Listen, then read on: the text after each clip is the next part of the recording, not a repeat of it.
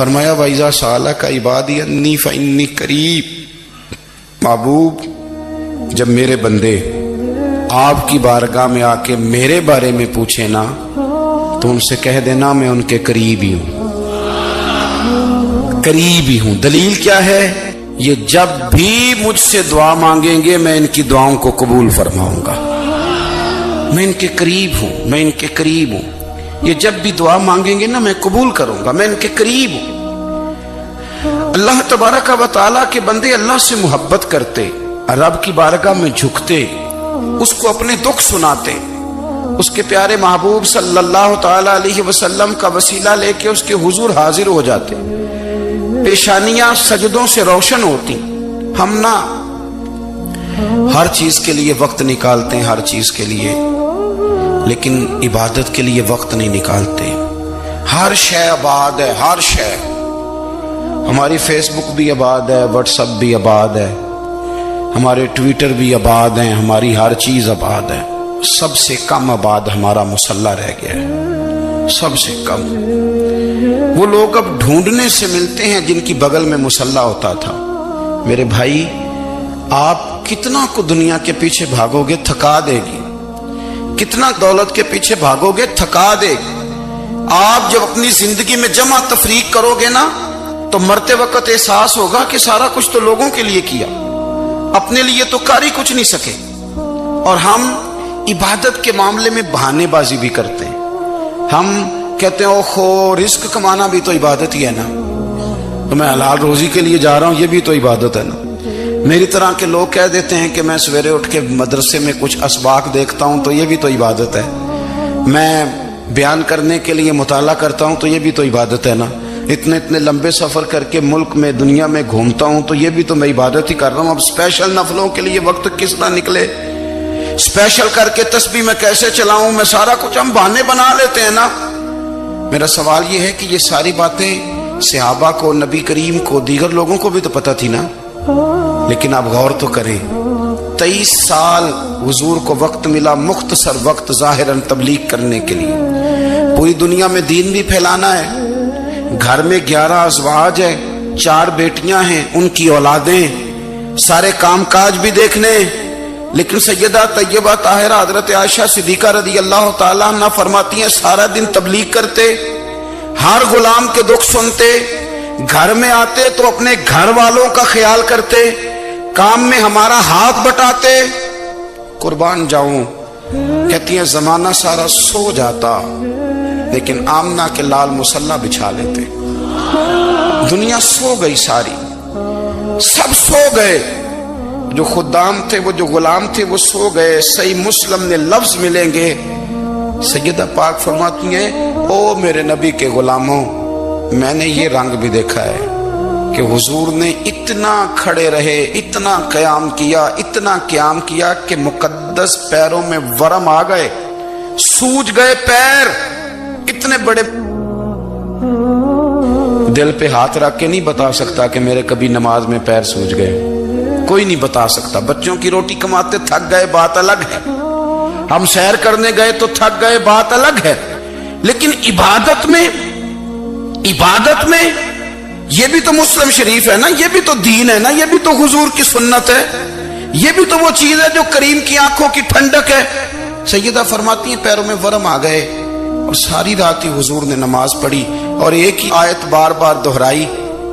مسجد نبوی میں بلال حبشی نے فجر کی اذان دے دی اور حضور ابھی مصلی پہ تھے، کریم فارغ ہوئے۔ میں نے عرض کی یا رسول اللہ صلی اللہ علیہ وسلم، آپ کے تو صدقے اللہ اگلے پچھلوں کے گناہ معاف کرے گا، تو آپ اتنی آہوزاری کیوں فرماتے ہیں؟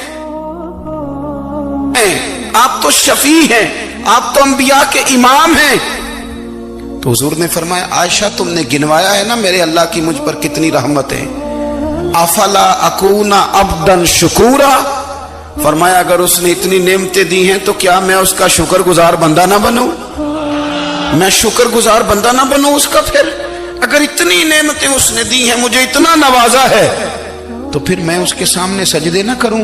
او میرے بھائی، بڑے قابل فخر لوگ ہیں ہم کہ ہم نبی پاک کے غلام ہیں، ہم قابل فخر ہیں کہ نبی کریم کے غلام ہیں، کیا کبھی اس غلامی کے شکرانے میں بھی 2 نفل پڑھے کہ یا اللہ تیرا شکر ہے تو نے ہمیں حضور کا غلام بنایا ہے؟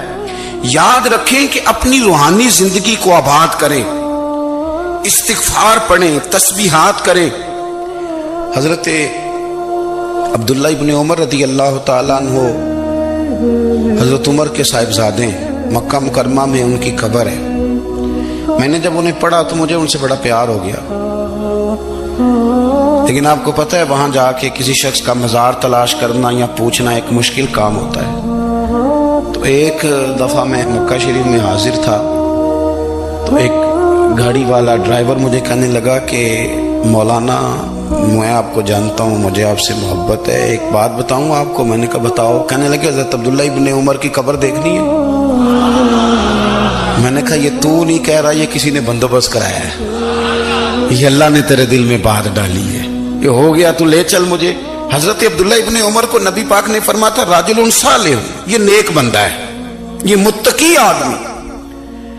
حضرت عبداللہ ابن عمر رضی اللہ تعالیٰ عنہ سیدنا فاروق اعظم رضی اللہ تعالیٰ عنہ کے صاحبزادے ہیں، اور ان کی ہمشیرہ سیدہ حفصہ رضی اللہ تعالیٰ عنہ حضور کی زوجہ محترمہ ہے۔ ایک دن اپنی ہمشیرہ سے کہنے لگے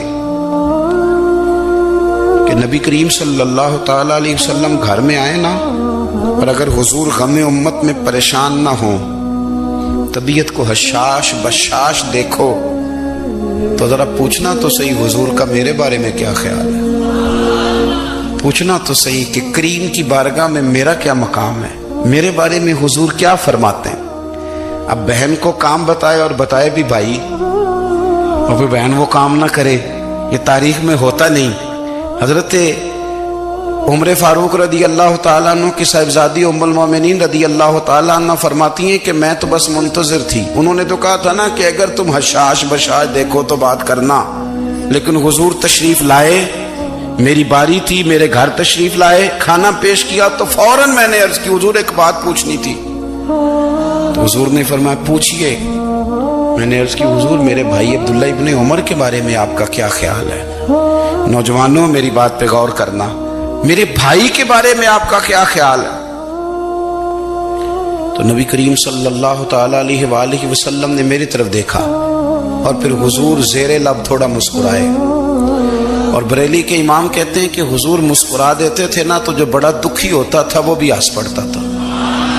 اب سوال پیدا ہوتا تھا کہ پھر تو اس مسکراہٹ کے لیے انتظار کرنا پڑتا ہوگا کئی مہینے کہ حضور مسکرائیں تو رونے والے ہنسیں، تو اعلیٰ حضرت فرماتے نہیں، انتظار نہیں کرنا پڑتا، یہ مسکراتے رہنا تو حضور کی عادت ہے۔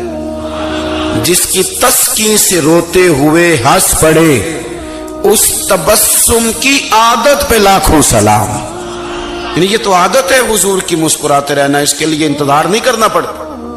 بھائیو آپ خیال رکھیں گے، غور کریں گے، حضرت عبداللہ ابن عمر رضی اللہ تعالیٰ عنہ کے بارے میں پوچھا تو سیدہ فرماتی ہیں کہ نبی کریم صلی اللہ تعالیٰ علیہ وسلم نہ زیر لب مسکرائے اور فرمایا حفصہ تیرا بھائی ہے تو اچھا، لیکن میں نے سنا ہے کہ عشاء کی نماز پڑھتا ہے تو فجر تک سویا ہی رہتا ہے۔ او نوجوانوں، 10 بجے تک سونے کی بات نہیں ہوئی، 9 بجے تک سونے کی بات نہیں ہوئی، 11 بجے اٹھنے کی بات نہیں۔ حضور فرمانے لگے میں نے سنا ہے کہ عشاء کی نماز پڑھ کے سو جاتا ہے اور فجر تک سویا ہی رہتا ہے، اسے چاہیے کہ تہجد کے وقت اٹھا کرے، اللہ کی بارگاہ میں حاضر ہوا کرے، آہوزاری کرے، سجدے کرے، عبادت کرے، اٹھتا ہے اور فجر میں جا کے اٹھتا ہے۔ حضرت جناب حفصہ رضی اللہ تعالیٰ عنہ کہتی ہے میں نے جناب عبداللہ ابن عمر کو پیغام دیا اور میں نے کہا میرے جوان بھائی سن، نبی پاک نے فرمایا ہے تو اچھا پر تہجد میں نہیں اٹھتا، نفل نہیں پڑھتا۔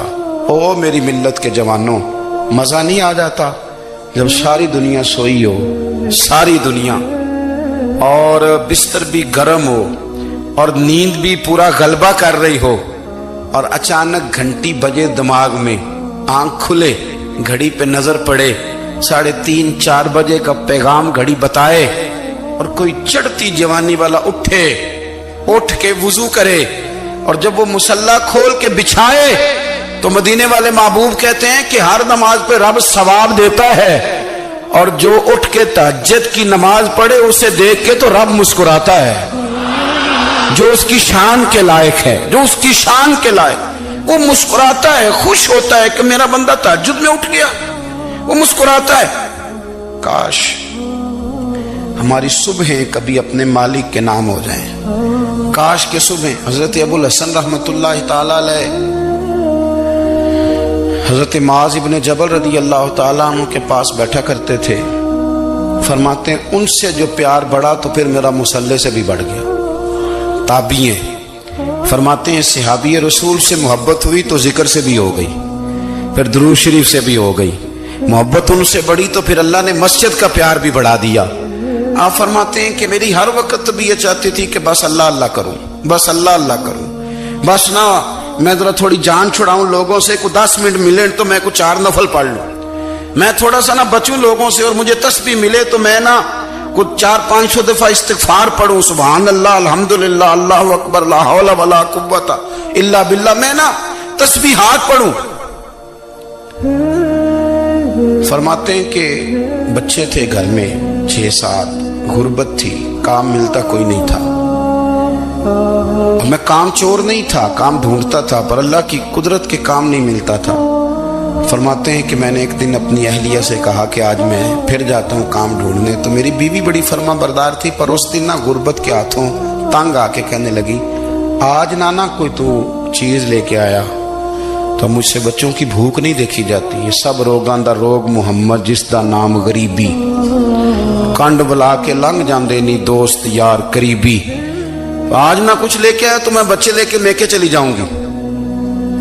شیخ فرماتے ہیں کہ میں بڑا پریشان گھر سے نکلا، پر میں نے صبح سے لے کے زور تک کام ڈھونڈا، کام ملا کوئی نہیں، تو میرے دل میں خیال آیا چلو کام نہیں ملتا تو اللہ اللہ تو کرے نا، چلو بندوں کی مزدوری نہیں ملتی تو رب کریم کی عبادت ہی کرتے ہیں۔ فرماتے ہیں کہ میں نے نا فرات کے پانی سے وضو کیا، نہر کے، شدید دھوپ تھی، ساتھ ریت تھی اور ریت تپ رہی تھی، میں نے اپنا رومال وہیں مصلی کے طور پر بچھا لیا، اور فرماتے ہیں کہ زور سے لے کر عصر تک نماز پڑھی، دھوپ بھی پورے زور پہ، پر میرے سجدے کا ذوق بھی پورے زور پہ۔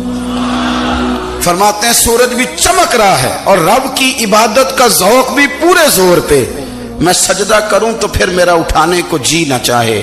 میرے استاد لکھا کرتے تھے، یہ ان کا شعر ہے، وہ کہا کرتے تھے مجھے سوز دے، مجھے ساز دے، اور مجھے نیم شب کا نیاز دے، دم سجدہ خود کو میں توڑ دوں، مجھے ایسا ذوق نماز دے، اور میں تیری بہار کا پھول ہوں، میں کھلا بھی ہوں تو تیرے لیے، مجھے میری شاخ سے توڑ لے، مجھے اپنی زلف کا ناز دے۔ بھائی فرماتے ہیں کہ عصر تک میں نے نفل پڑھے، دل ڈھلنے لگا، عصر کی نماز پڑھی اور میں وہاں سے چلا۔ اب میں جب نکلنے لگا تو دل میں خیال آیا کہ چھوٹی چھوٹی دیواریں ہیں گھر کی، بغیر کچھ لیے جاؤں گا تو بیوی دور سے دیکھے گی تو شور کرے گی کہ پھر خالی ہاتھ آ گیا ہے۔ کہتے میں نے اپنے اسی رومال میں جس پہ میں نے نماز پڑھی تھی نا، رومال میں کی آخی تھے پنجابی جو صافہ، کہتے ہیں اسی میں نا میں نے کچھ ریت بھر لی کہ وہ دور سے دیکھے گی تو سمجھے گی کچھ لے کے آیا ہے، چلو جا کے اسے بتا دوں گا کہ آج پھر مزدوری نہیں ملی۔ کہتے ہیں وہ ریت لے کر جب میں گھر میں گیا تو پہلے بیوی دروازے پہ کھڑی ہوتی تھی، پوچھتی تھی خالی ہاتھ آ گئے ہو؟ آج میں نے دیکھا تو ہے ہی کوئی نہیں۔ فرماتے ہیں میں اندر داخل ہوا، سلام لیے، کونے میں میں نے وہ رومال رکھ دیا اور میں نے آواز دی کہ بھلی مانس کہاں ہو؟ تو وہ کہنے لگی آپ منہ ہاتھ دھو لیں، میں روٹی لے کے آئی۔ میں نے کہا روٹی کہاں سے آ گئی؟ یہاں تو کئی دنوں کے فاقے، تو کئی دنوں کی غربت ہے، یہاں تو اس گھر میں تو فقیری ہے۔ فرماتے ہیں کہ وہ روٹی لے کے آئی اور اس وقت کی جو موجودہ نعمتیں تھیں، سمجھ لیں سلاد، اچار، ہر چیز ساتھ لائی۔ میں نے کہا کہ بچے کہاں گئے؟ کہنے لگی وہ کھانا کھا کے کھیلنے گئے، آپ کھانا کھا لیں آ جاتے۔ کھانا اس نے چن دیا۔ میں نے حیرت انگیز لہجے میں ساری نعمتیں اپنے دسترخوان پہ دیکھ کر کے بیوی سے پوچھا یہ کہاں سے آیا کھانا؟ بچوں کو تو نے کہاں سے کھانا کھلایا؟ یہ سارا کچھ کیسا ہے؟ کہنے لگی پتہ نہیں آج آپ کس کریم کی مزدوری کرنے چلے گئے تھے، پتہ نہیں کس کریم کی، میرے گھر میں تو اتنی نعمتیں آئی ہیں کہ مجھ سے سنبھالی نہیں جا رہی، اتنا اناج ہے، اتنا گندم ہے، کس کریم کے دروازے آج چلے گئے تھے۔ یہ کہتے کہتے وہ اٹھی اور اٹھ کر کے کہنے لگی پہلے بڑا کچھ آیا تھا، اب کیا لے آئے ہو؟ اور جا کر کے نا اس نے وہ ریت والا رومال کھولا، کہنے لگے میں تو لے کے آیا تھا ریت، تو میرے رب نے اسے بھی سونے اور ہیرے بنا دیا تھا۔ جب آپ کی توجہ اللہ کی جانب، میرے نبی پاک صلی اللہ تعالی علیہ وسلم نے فرمایا ہر چیز اپنے رب سے مانگ، ہر چیز مانگ، ہر چیز مانگ۔ یا رسول اللہ کیا کچھ؟ میرے محبوب نے فرمایا تیرے گھر میں نمک بھی ختم ہو جائے تو وہ بھی اپنے رب سے مانگا کر، تو مانگنا وہ تجھے دے گا، تو اس کی بارگاہ میں کشکول طلب دراز تو کرنا۔ اور ترمذی شریف میں عجیب لفظ ہیں، رسول کائنات نے فرمایا، رب کریم فرماتا ہے جب میرا بندہ ہاتھ اٹھاتا ہے نا تو مجھے حیا آتی ہے کہ میں خالی کیسے لوٹا دوں اس کے۔ اتنے بڑے بادشاہ کی بارگاہ میں دعا کی بڑی طاقت ہے۔ میرے نبی پاک نے فرمایا دعا مومن کا ہتھیار ہے، دعا مومن کا، دعا مومن کا۔ حضور نے فرمایا تقدیر کو سوائے دعا کے کوئی چیز نہیں بدل سکتی۔ دعا مومن کا ہتھیار ہے، یہ کافر کے پاس کوئی نہیں، یہ ہتھیار ہے مومن کا۔ اللہ کرے آپ کو سمجھ آئے، پھر سنیں، کئی بار کہہ چکا ہوں یہ ہتھیار ہے۔ کافر کے مقابلے میں جو تیرے پاس سب سے بڑا ہتھیار ہے وہ دعا ہے۔ دعائیں کرانی چھوڑ دی، کرنی چھوڑ دی، لینی چھوڑ دی۔ حضرت سیدنا انس بن مالک رضی اللہ تعالیٰ عنہ فرمایا کرتے تھے میں نے وہ رنگ دیکھا ہے جب حضور دعا مانگتے تھے اور حضور کی مقدس آنکھوں میں آنسو بھی ساتھ ہی بہا کرتے تھے، میں نے وہ انداز دیکھا ہے۔ بھائی اپنا مصلی کا، عبادت کا، وظائف کا، اللہ اللہ کا سلسلہ اس کو مضبوط کرے، اپنی دعاؤں کے تعلق کو مضبوط کرے۔ دعائیں بڑے انقلاب برپا کر دیتی ہیں۔